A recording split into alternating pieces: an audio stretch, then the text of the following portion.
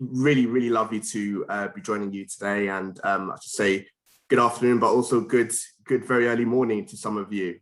Thank you for taking some time out to join us today. So I really can't overstate that introduction, and thank you. So I'm currently the head of partnerships at Scientific Education Support. SES, we are a medical education provider, and we focus on delivering focused platforms for both clinicians on the hematology side, but also we deliver impactful disease awareness campaigns for patients. And just to give you a bit of a context to our platforms, we have 7 targeted platforms within hematology, and 5 separate platforms within the patient awareness space, really focusing on, again, on that hematology space, but we've also branched out into rare diseases, particularly our collaboration with TIFF for the Rare Anemia International Network. And how it's really relevant to today's topic is we entirely rely on pharmaceutical industry funding. And you can see on the screen some of the major players within the industry that support our programs. And really the bread and butter of our work is on securing funding from key industry stakeholders. And that's essentially through the delivery of proposals, both on the sponsorship side, but also independent grant proposals as well. So I really, I had a really big smile on my face when Lily was given her presentation, because I really can't emphasize any more highly the importance of building relationships with potential sponsors and grant givers. And in a way, that's a precursor to building your proposal. And what I have on the screen here are just a distillation of the 5 key steps that's worked for SES in how we write our proposals. This year we've submitted over 70 proposals, and we've had a 75% success rate in the acceptance of our proposals. And I have to say, there is no good, right or wrong way to put together a proposal, but there is certainly a good and bad method. And most sponsors, grant givers will take in your proposal, but you give yourself the best possible chance of success if you have the right setup and the right structure to the document that you're submitting. So I'll touch on each of these separately on separate pages, but just to give you a general overview on the key tenets of a proposal. The executive summary really provides that window into your proposal. Okay, that's a top line view on some of the key bits of information and content that's that you'll be writing about within the document. And that's a very good way for someone who's quite time strapped and that really wants to have a very top line overview of your project. Having that executive summary or project overview, as it's interchanged sometimes, is a great way for you to really put forward some of those key points held within your proposal. Following up from that is the project strategy. So similar to a business plan, you really do need to think about your aims, your objectives for your project. You need to identify how you intend on delivering upon your objectives and what success looks like. What are your key performance indicators? And I guess more importantly, who are you targeting? Are you focusing on a specific subset of patients, carers, clinicians? All of this information is held within the project strategy section of your proposal. Next up is your project team, and whether you're submitting your application from an individual team or if you've got collaboration with multiple organizations, it's a good opportunity for you to showcase the experience and the skill set of your project team. And there are really key bits of information you can put across, such as governance and the roles and responsibilities. And all of that really creates a clear picture to the funder on the experience levels and the ability of the team to deliver the project. The most important bit, I guess, and probably the most important sentences that you would write is how much are you requesting for? What do you want to have support for, and how much do you want to request? So that funding request section of the proposal is key, and that's really intertwined with a very top level budget. So you need to highlight exactly how you're going to spend this money, and some of the key resources that this funding from your sponsor will go towards. And lastly, and it's quite subjective, but it's the partnership with the sponsor. Now, clearly as an NGO, you do need to have very rigid structures in place to ensure independence, and you do need to maintain an arm's length distance from industry, for example. But it's really important that you highlight how you're going to be feeding back what type of insights you'll be providing to the grant giver, and all of that will set you up for potentially going back to this supporter or your sponsor for further funding if your project does grow in scope. So that's a very top line overview of the proposal structure. So let's look at each of these individually. So starting with the executive summary, or the project overview. So this is really the first 2 or 3 sentences is really introducing the project. I don't usually like the term elevator pitch, but sometimes in terms of a third party that has very little knowledge of your interest and the area that you're working within, being able to put forward a few sentences, just quite simply highlighting the team, highlighting the project that you have in mind, and what you hope to achieve, that's very powerful, and it's a really great way for you to open up your proposal. Another section is the needs, and just the same with business plans as well. You need to understand where are the gaps in the landscape. What is the raison d'etre for your project? What is your project going to deliver in order to address these needs? So there's more of a landscaping exercise for you to research the field and understanding exactly where these gaps are, what the needs are, and how your project will address these needs. Target audience, again, this is all top line for the project overview, but it's very key for the reader to understand on the first page, who are you targeting with this project? Who will ultimately benefit from the receipt of this funding? So again, is it patients? Is it clinicians? Is it both? It shows a degree of foresight that that you understand exactly who will be benefiting and how that will impact patient care, for example, in terms of the work that you'd be delivering. Project aims, and again, you need to be very clear as to what the project is going to deliver and what success looks like.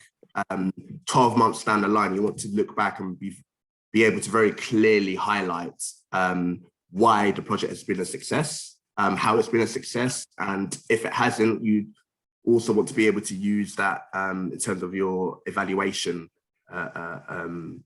exercise as well. So what does success look like, and how does that link up with their with your objectives? And lastly, it's the ask. What are you asking for? And to have all of this information on one page in an executive summary is a really good way for someone who's clearly, receiving lots of applications from many other NGOs, other organizations, just to be able to very quickly look at your proposal and have a really clear window into its contents. So the executive summary is quite a key part of the proposal. And you can see I've got a picture on the bottom right-hand side, and that's somebody just essentially looking over the landscape. And that's essentially what the executive summary provides. It gives you a very top-line view of what's being proposed. So the next step is project strategy. Your aims and your objectives. Now, I've just put on screen at the moment an example of an aim that we've put in one of our proposals for our rare anemias international network, and to establish a global voice for patients, and not to ensure that this is diluted with any other rare disease, and to ensure that the patient voice is targeted and stronger. That's a very clear aim for the project. And linked to that, you could then move down into specific objectives, filtering down from that aim. So, how do you intend on doing this? Is this a particular social media strategy? Is there a website with particular bits of content that can help make the patient's awareness or make the overall landscape clearer to people who aren't aware of rare diseases? So that there's very clear objectives that can be set out from your overall aim and your overall vision. What does success look like? And again, I touched on that before. Key performance indicators are really good ways of having metrics in measuring the performance of your project. So if it's quite simply to have a website to drive that awareness piece, is there a particular metric in terms of unique website users that you're hoping to achieve?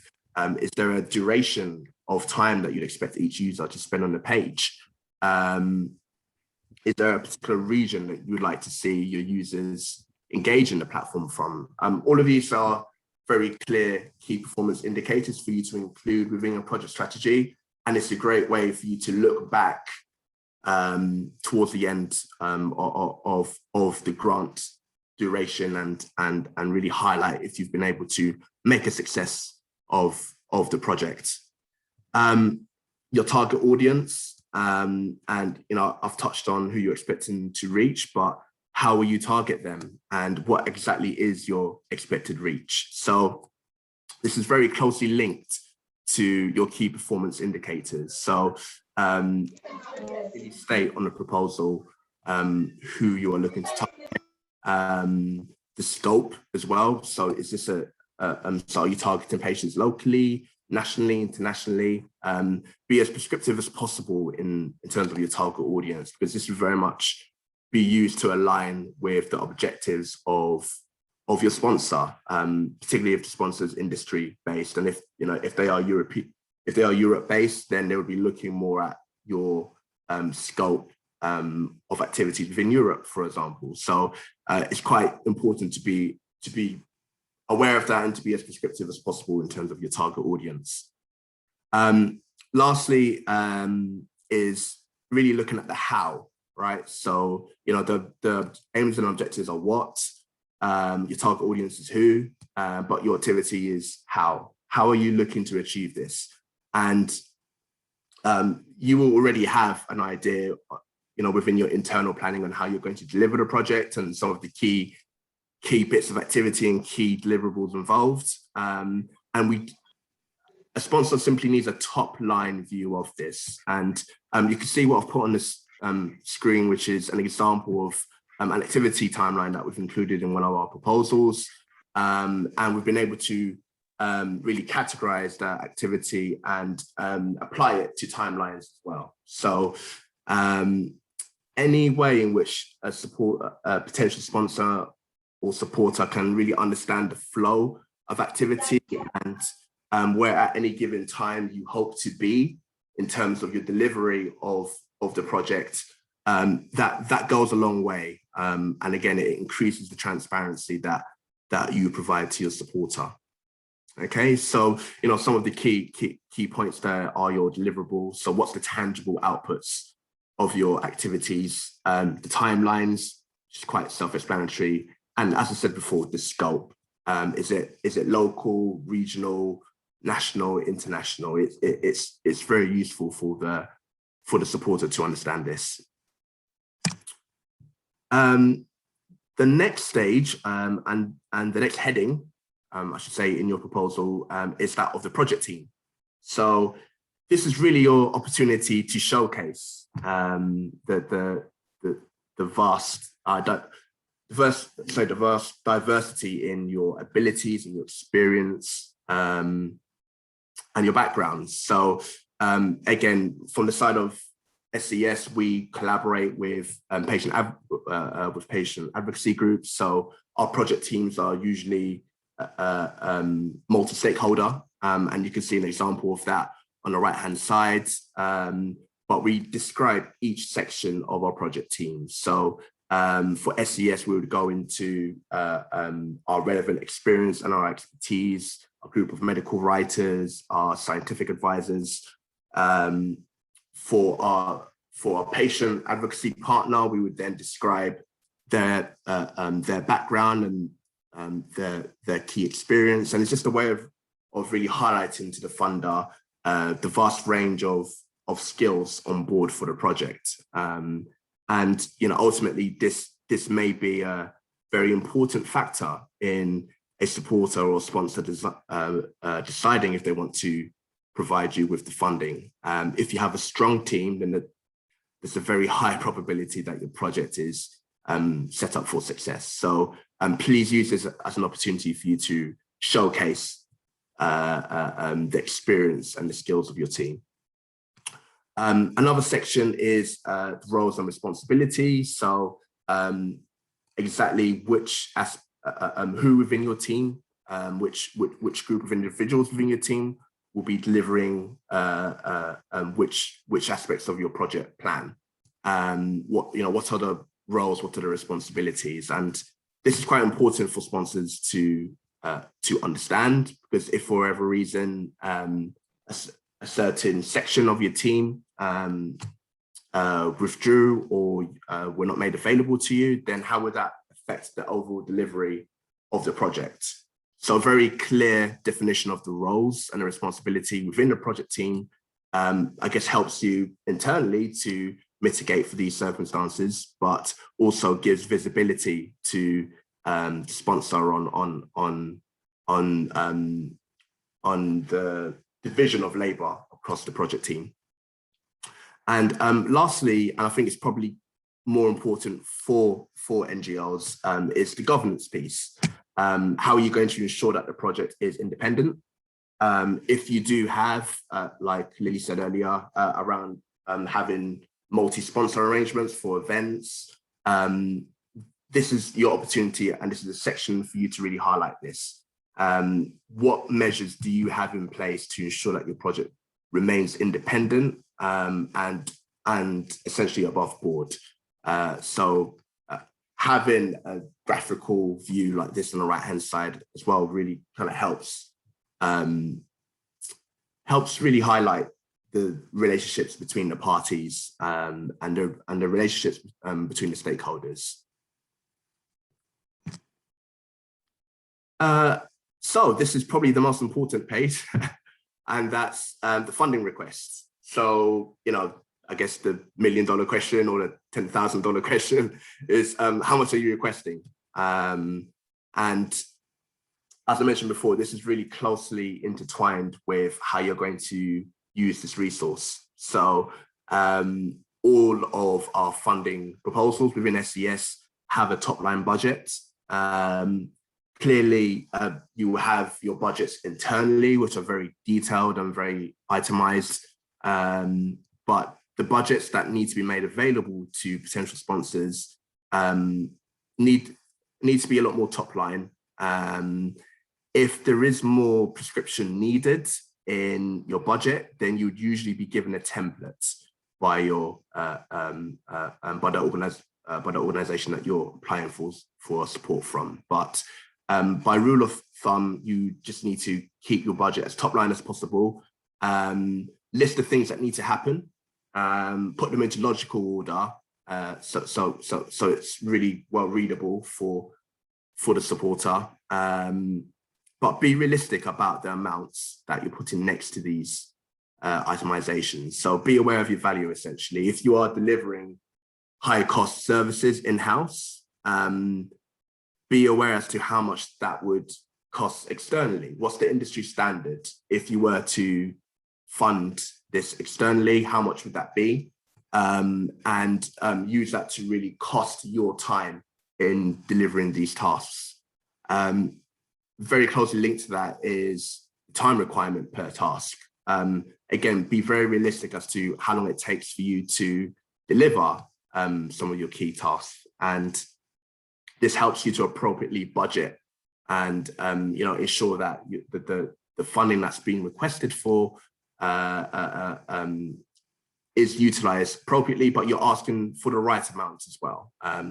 You're not asking for too little, you're not asking for too much. So it's important for you to be very realistic about the tasks that you're delivering, but also the value of those tasks. Understand your third-party costs. If you are subcontracting, please put that into the budget within your proposal, and be just ensure that you understand the cost of these third parties. Do as much research as possible, and if you've already sourced a supplier, ensure that you have this cost baked into your figures, and as accurate the budget is as possible, then again, the more chance of success that you have within securing the funding. And lastly, it's your currency conversions. So,